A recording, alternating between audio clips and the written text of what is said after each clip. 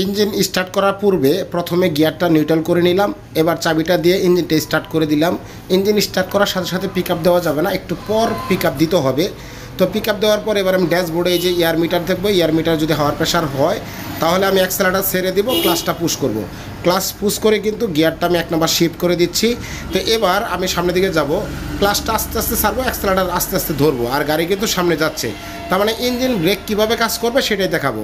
এই যে অ্যাক্সেলারেটর ধরছি, গাড়ি যাচ্ছে যাচ্ছে যাচ্ছে, এবার অ্যাক্সেলারেটর থেকে পাড়া যখন সরাইয়া দিব, ইঞ্জিনের স্পিড কমাই দিলেই এই যে গাড়ি কিন্তু পিছনে টান দেয়, দেখেন গাড়ি পিছনে টান দিবে।